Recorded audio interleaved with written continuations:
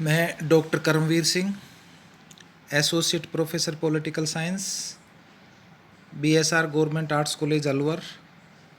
प्यारे बच्चों, आज हम ऑनलाइन कक्षा में लोकसभा की शक्तियाँ व कार्य का अध्ययन करेंगे या इस विषय पर चर्चा करेंगे। प्यारे बच्चों, जैसा कि मैंने आपको पूर्व में बताया था कि भारतीय संसद के जो दो सदन हैं, राज्यसभा और लोकसभा, उनमें से लोकसभा को ही वास्तविक विधायी शक्ति प्रदान की गई है। यद्यपि लोकसभा तथा राज्यसभा दोनों को ही कुछ विशिष्ट अधिकार भी दिए गए हैं, परंतु लोकसभा को जो अधिकार दिए गए हैं वे अधिक महत्वपूर्ण हैं। कुछ दायित्व ऐसे हैं जिनका निर्वहन सिर्फ लोकसभा द्वारा ही किया जाता है। भारतीय लोकसभा की वास्तविक स्थिति को जानने के लिए हमें उनकी शक्तियों का अध्ययन करना महत्वपूर्ण है। लोकसभा की शक्तियों के संदर्भ में मैं आपको बताऊं कि लोकसभा को विभिन्न शक्तियां मिली हुई हैं, उनका अध्ययन अपन करते हैं। जैसे नंबर 1, लेजिस्लेटिव पावर, विधायी शक्तियां। लोकसभा का सबसे जो महत्वपूर्ण दायित्व है वो कानून का निर्माण करना है। संविधान द्वारा निर्धारित जो संघीय सूची, समवर्ती सूची तथा अवशेष विषयों पर कानून निर्माण करने का अधिकार भी लोकसभा को ही है। संविधान के अनुच्छेद 249 में बताया है कि यदि राज्य सूची में दिया गया कोई विषय राष्ट्रीय महत्व का घोषित कर दिया जाए तो उस विषय पर संसद को कानून निर्माण का अधिकार प्राप्त हो जाता है। आपातकालीन परिस्थितियों में राज्य सूची के विषयों पर लोकसभा द्वारा कानून बनाया जा सकता है। सिद्धांत रूप में राज्यसभा तथा लोकसभा दोनों को गैर वित्तीय विधेयक पर कानून निर्माण का समान अधिकार है, पर व्यवहार में यहाँ भी लोकसभा को अधिक अधिकार प्राप्त है। यदि कानून निर्माण की प्रक्रिया को देखें तो ये बात स्पष्ट हो जाएगी कि अधिकतर महत्वपूर्ण विधेयक लोकसभा में किसी मंत्री द्वारा प्रस्तुत किए जाते हैं। संपूर्ण विचार विमर्श के बाद लोकसभा से विधेयक पारित होकर राज्यसभा में भेजा जाता है, जहां उस पर विचार विमर्श होता है। राज्यसभा संशोधनों सहित या रहित विधेयक को वापस भेज देती है। लोकसभा की इच्छा पर निर्भर करता है कि वह उन विधेयकों को स्वीकार करे या न करे। लोकसभा से दोबारा पारित हुआ विधेयक राज्यसभा को स्वीकार करना होता है। दोनों सदनों की संयुक्त बैठक का प्रावधान है, पर चूंकि लोकसभा के सदस्यों की संख्या अधिक होती है इसलिए विधेयक उसी रूप में पारित होता है जिस रूप में लोकसभा चाहती है। तो इस प्रकार लोकसभा की विधि निर्माण में बेहतर स्थिति है। इस प्रक्रिया के पश्चात विधेयक राष्ट्रपति के पास हस्ताक्षर के लिए जाता है, आप सभी को पता होगा, और तब वह कानून बनता है। वस्तुतः राज्यसभा सिर्फ विधेयक पारित करने में विलंब कर सकती है, वास्तविक अधिकार लोकसभा के पास ही होता है। तो ये लोकसभा की विधायी शक्ति कही गई।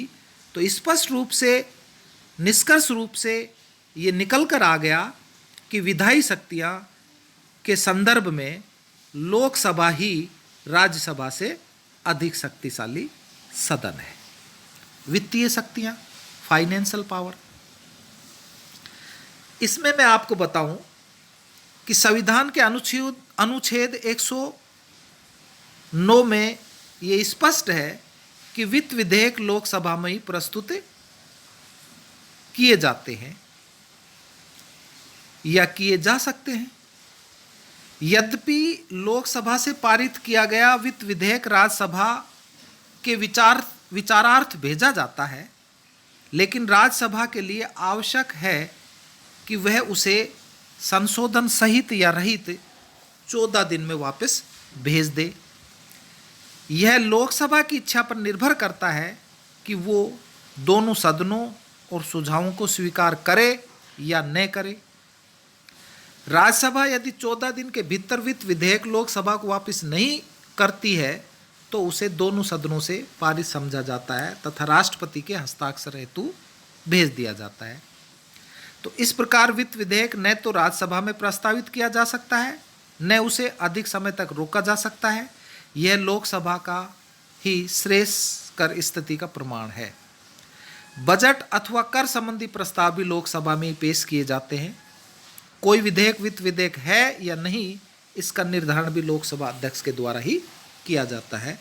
तो प्यारे बच्चों, जिस प्रकार से विधायी शक्तियों के संदर्भ में लोकसभा शक्तिशाली था, उसी प्रकार से वित्तीय शक्तियों में भी राज्यसभा की तुलना में लोकसभा शक्तिशाली है।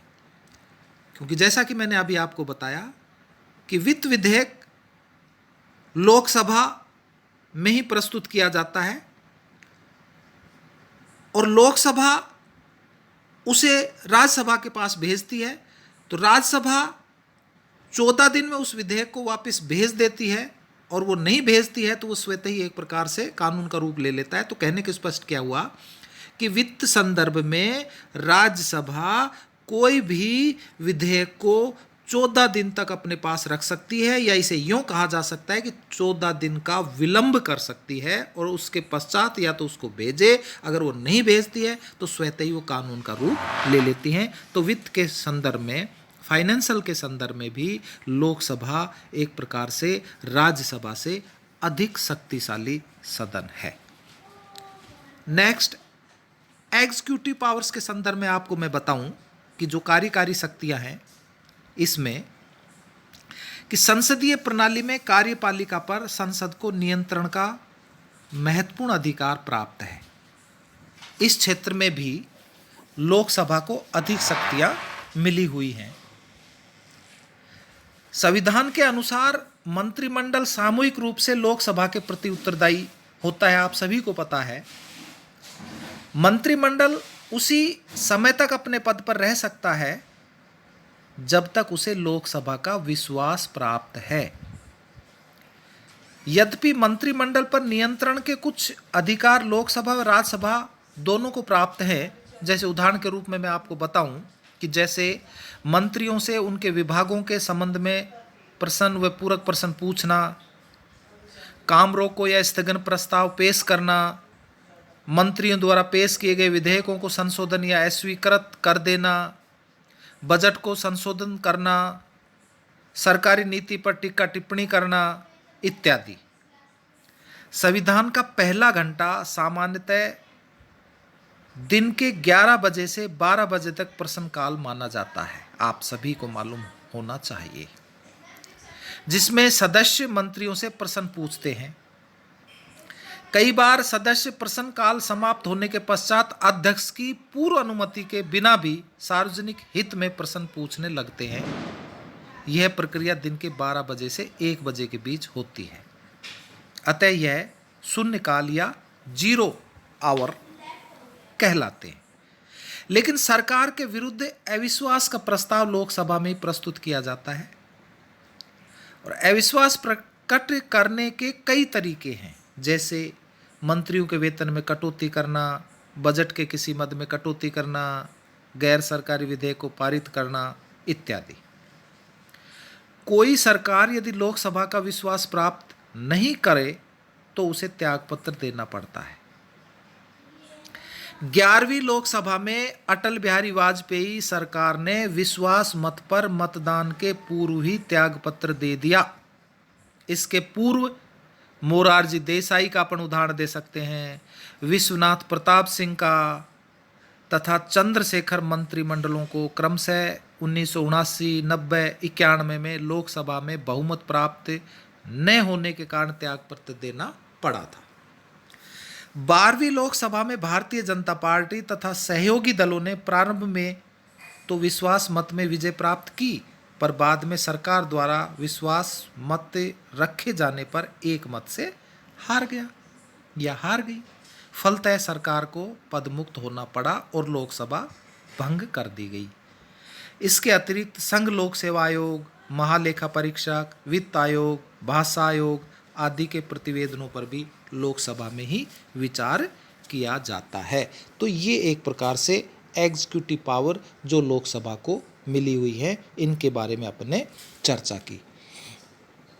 अब एक नेक्स्ट आता है संविधान में संशोधन की शक्ति, power of the amend the constitution. तो लोकसभा को संविधान में संशोधन का अधिकार प्राप्त है। संशोधन संबंधी प्रस्ताव संसद के किसी भी सदन में प्रस्तुत किया जा सकता है। संविधान संशोधन विधेयक तभी पारित समझा जाता है जब संसद के दोनों सदन उसे अलग अलग अपने कुल बहुमत या उपस्थिति एवं मतदान में भाग लेने वाले 2/3 बहुमत से पारित कर दे। आपको मालूम होगा कुछ विषय ऐसे हैं जिनके लिए संसद के दोनों सदनों के 2/3 मतों के साथ साथ आधे राज्यों के विधानमंडलों की अनुमति भी आवश्यक है। राज्यों के अधिकारों से संबंधित विषयों पर संशोधन तभी संभव है जब उसके लिए राज्य विधानमंडलों की सहमति भी प्राप्त हो। संविधान संशोधन संबंधी संसद की शक्तियां असीमित नहीं हैं। 27 फरवरी 1967 में गोलकनाथ विवाद में सर्वोच्च न्यायालय ने निर्णय दिया था कि संसद ऐसा कोई भी संवैधानिक संशोधन नहीं कर सकती जो मौलिक अधिकारों को छीनता या कम करता हो। केशवानंद भारती 1973 और मिनर्वा मिल्स 1980 मुकदमों में भी उच्चतम न्यायालय ने यह स्पष्ट किया था कि संसद को संविधान के बुनियादी ढांचे में परिवर्तन करने का अधिकार नहीं है। अन्य शक्तियां के संदर्भ में आप कह सकते हैं कि संविधान के अनुच्छेद 54 के अनुसार लोकसभा सदस्य राज्यसभा तथा विधानमंडल के सदस्यों के साथ मिलकर राष्ट्रपति का चुनाव करते हैं। उपराष्ट्रपति का चुनाव भी लोकसभा तथा राज्यसभा के द्वारा ही किया जाता है। लोकसभा सदन के अध्यक्ष और उपाध्यक्ष को चुनती है तथा उन्हें पदमुक्त कर सकती है। राष्ट्रपति, उपराष्ट्रपति तथा न्यायाधीशों के विरुद्ध महाभियोग का प्रस्ताव लोकसभा और राज्यसभा द्वारा ही पारित किया जाता है। राज्यसभा द्वारा पारित उपराष्ट्रपति को हटाने का प्रस्ताव लोकसभा द्वारा अनुमोदित होना आवश्यक होता है। राष्ट्रपति द्वारा की गई आपातकाल की घोषणा का संसद द्वारा अनुमोदन आवश्यक है। लोकसभा के विशेषाधिकारों का उल्लंघन करने वाले को लोकसभा द्वारा दंडित किया जा सकता है। भारतीय संघ में नए राज्यों का प्रवेश व वर्तमान राज्यों की सीमाओं में परिवर्तन संबंधी कानून संसद द्वारा ही बनाए जाते हैं। राज्यों की विधान परिषद को निर्मित या समाप्त करना संसद का कार्य है।